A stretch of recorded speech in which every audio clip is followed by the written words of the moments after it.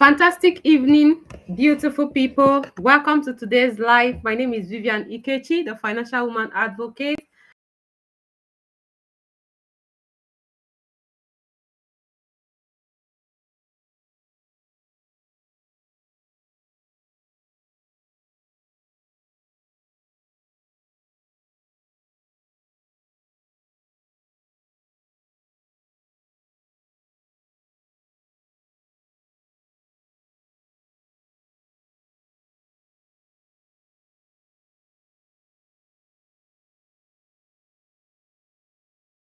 People tell me it was looking so strange to me because, like, I could not even think beyond my salary. So I don't know how it's done, but I want to believe it's called indoctrination. I want to believe it's called indoctrination, where like they sold that idea to us. Like, I don't know where we picked it from anyway, but it's about repetitive habits, something you keep doing over and over and over again.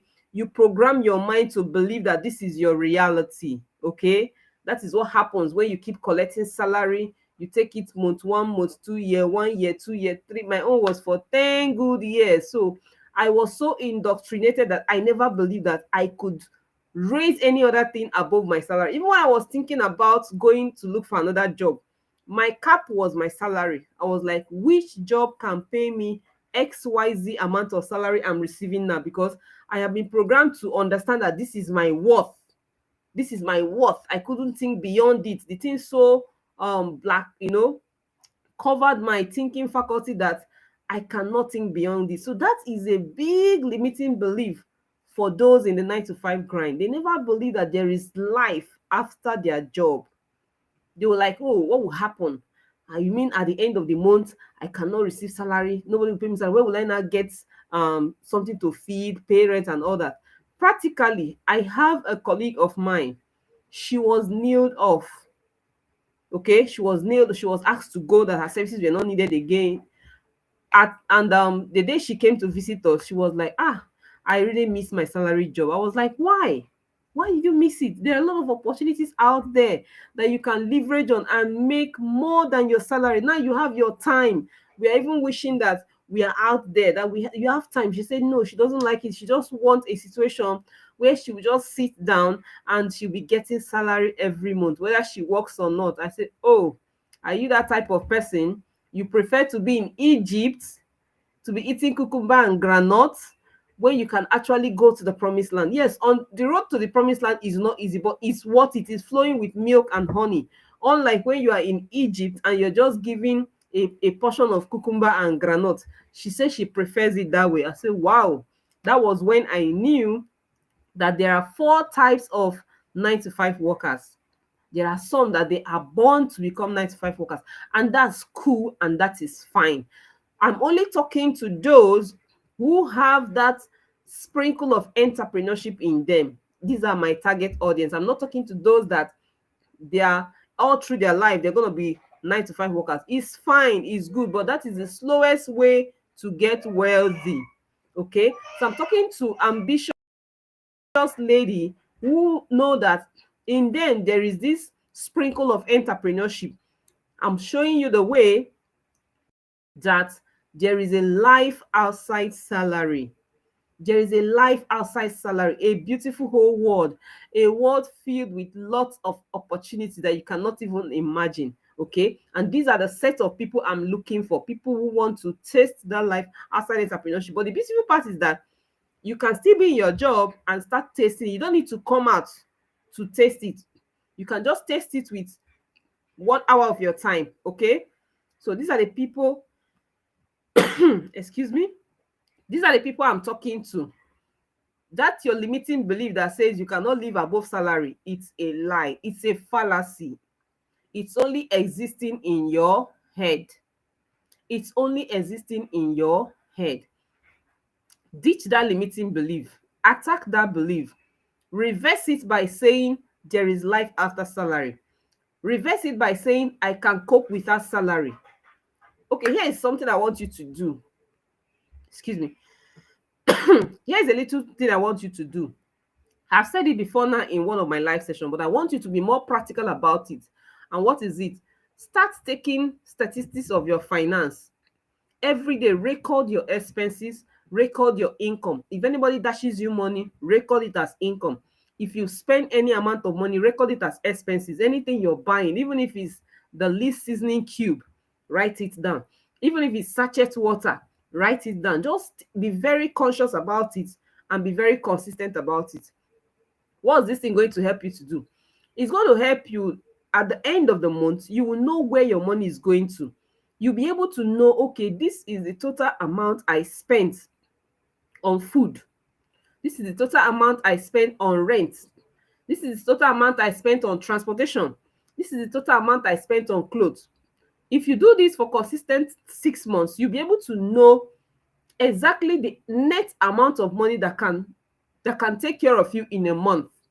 Let me say you're not aware, but I know that mothers, we are good at that. We can, like, if we are giving like 100,000 for the month, we'll be able to manage it for the month for the family, right? So that is what I want you to do. Take your personal finance seriously, so that in a month per se, you know like exactly how much from your salary that will be enough to hold you, like feed you, clothe you, pay the rent, everything. Like you'll be able to, okay, your rent is 150,000. You divide it into 12 months. Excuse me. So you divide it into 12 months, and you'll be able to know how much, then inside that 12 months, divide it into 30 days. You'll be able to know how much your rent is in a day. Okay, so if you're able to do that, you know the exact amount. Let me just say, out of your salary, you need 50 or 40,000 for your living expenses. Okay, so that's going to help you to take the statistics to know that, okay, let me save 40,000 for 6 months, 4 times 6 for 6 months. Keep it aside as your cushion, your cash cushion, in case you lose your job tomorrow. You'll be able to feed yourself, pay for your rent, take care of your clothing. Nobody will know for the next 6 months. During that time, you'd have been able to get something else doing, or you'd have been able to start your business maybe online.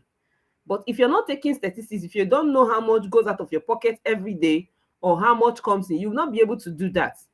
You'll still be lost. And that is why when your job is stopped suddenly, that will be the end. Okay, that will be the end. So there's what Job said. Job said, what I am afraid of has befallen me.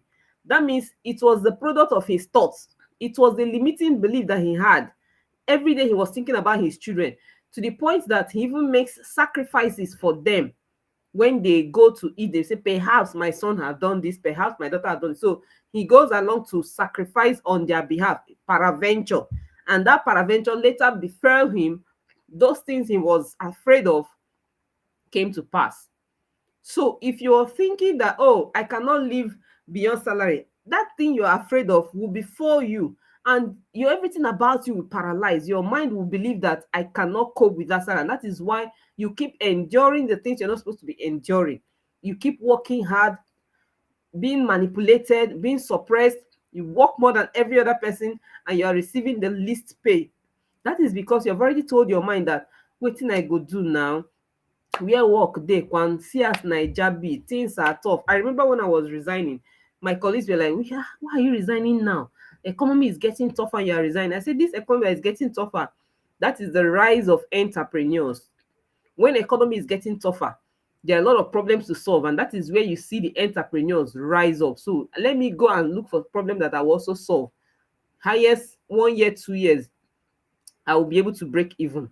Okay, so they were like, you have mind though, I cannot even take that decision by this time of the year.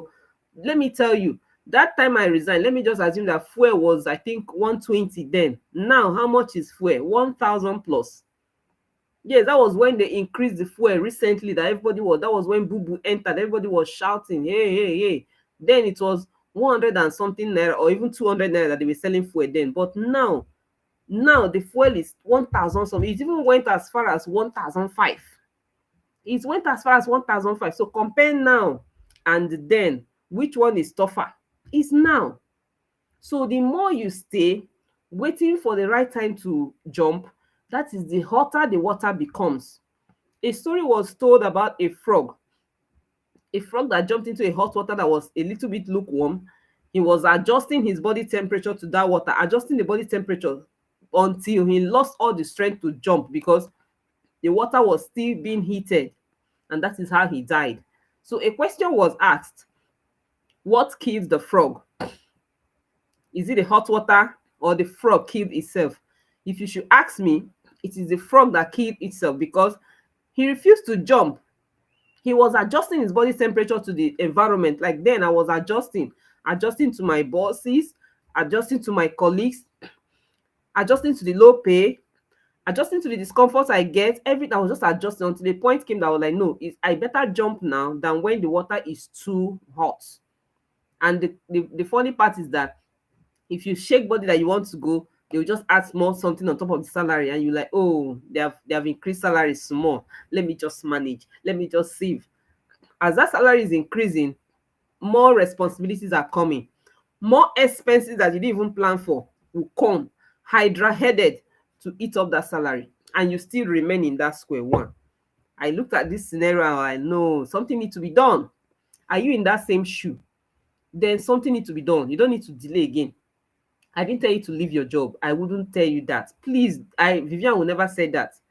Please, it's not a decision that you take in a very rash mood. No, I only advise set up something by the side.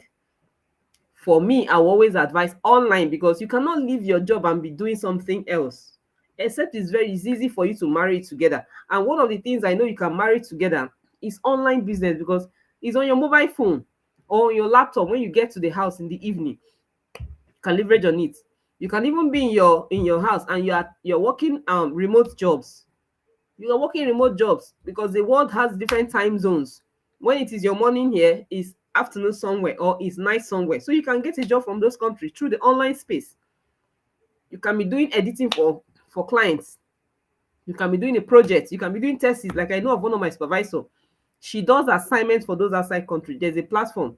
She goes there, they drop assignments, she picks the one she can do, and she get paid. Sometimes she comes with it to the office. She makes money while she's working. Even yourself that there's no time, there is time. Those idle time you're playing around with, you can convert them to something. Okay, I want to believe that you've been able to understand that those limiting beliefs you're talking about, they're not real. They're just fabricated by your mind to deceive you to believe it. You're the one that formed it. They are not real. You can actually live beyond salary. You can actually live your life without regular paycheck. It is possible. I have tested it and I'm telling you it is possible. So this is where we are going to be calling it a quit for today. Stay tuned till tomorrow when I'll come again with another value. Till I come your way next time, my name is Vivian Ikechi, CEO 9 to 5 Solution Hubs. Remain blessed and